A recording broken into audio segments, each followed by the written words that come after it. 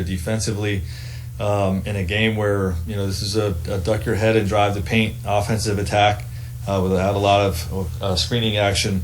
You need as many guys as you can that can contain the basketball. Two of our best containment guys, AD and Alex, being out. We definitely needed his toughness on that side of the ball, and then obviously hit some big threes and on a night where we couldn't throw it in the ocean. So he was great, and I thought Keith, a true pro, stayed ready, played a really good basketball game as well. Didn't get as many offensive opportunities, but both of those guys, were crucial in us getting this W tonight. Frank's second straight big minute game for LeBron. Of course, hasn't missed one this year in this season. As impressive as it is, do you want to try to stay away from that? How do you gauge that long term versus you want him in there to win the game? That balance there. Yeah, we don't want to go to overtime, when we don't have to. But obviously he's going to want to be in there then, and we definitely want to be responsible with his minutes. Okay, we're going to go with Dave McMenamin, please. Frank, I want to ask you about the late game sequence in the fourth.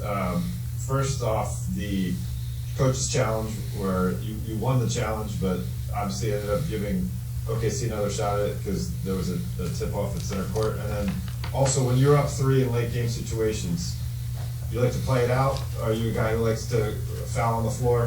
What's your kind of coaching technique there? Yeah, if we have an approach for that. We prefer to foul if there's an opportunity intelligently to do so, and that typically means if the ball is inside the three.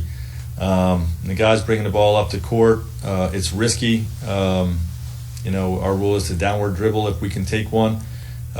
We will try to take one.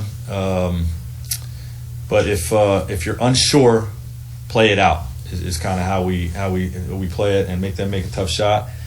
Shea made a hell of a play with the shot fake and jump in, and you live with that. But we have situational ways that our guys are trained when to take the foul in that situation. And then the challenge, Frank. You comfortable with the way that played out? Would you do it? Yeah, we just didn't win the jump ball, but that's why there's a lot of times throughout the game where it's when to use your challenge, when to keep it, and sometimes it goes unused. In a situation where you could have used it 3, 4, 5 minutes in the fourth or even earlier in the game. We try to keep it till the end of the game, and for that situation specifically. Tonight it worked out that we were able to keep it. We had it, and that was a key play because it was all ball on a play at the rim, and we prevented those free throws. We just got to win the jump ball. Okay, Bill Orm, please. Hey Frank, it's a 5-game winning streak for you guys at this point, but when you kind of consider the nature of some of these wins, a couple of overtime games, the big comeback against Denver, Boston doesn't hit a game winner. Just how would you assess the way you guys have played over this stretch, kind of as on the whole? Yeah, certainly can be better. I want to improve our discipline, but I feel like our guys are playing hard. We're not shooting the ball well right now. We had a ton of great looks tonight from the perimeter, and they didn't fall. When you have a tough shooting night, you got to win it with your defense, and that's what we did. We buckled down.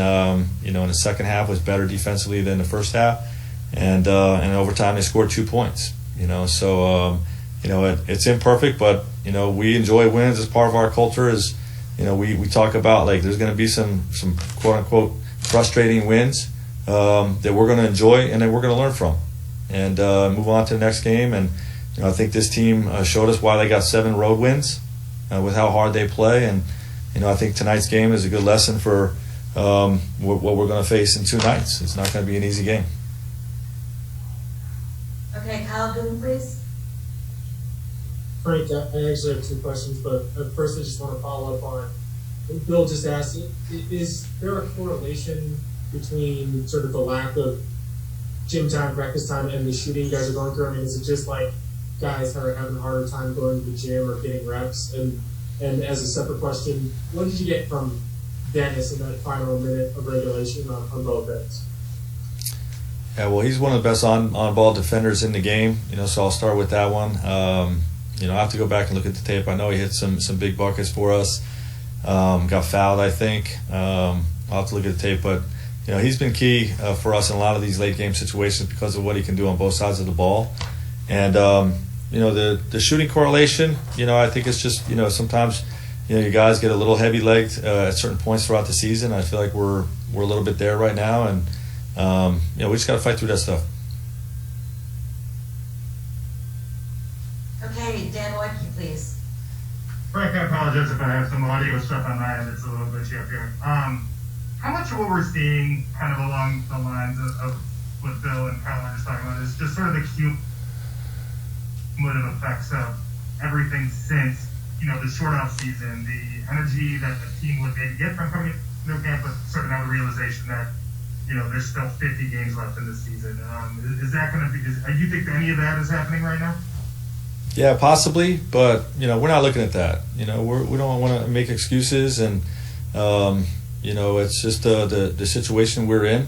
This is the hand we've been dealt, and we're not looking at that as an excuse. We just got to keep grinding and keep putting in the work. That's what our culture has been about here, is focus on the work, be diligent in our preparation, our daily growth in the film room, and and our shooting repetition, and all those types of things. So we'll continue to stay the course with those things, and those things will play out in a positive way over time.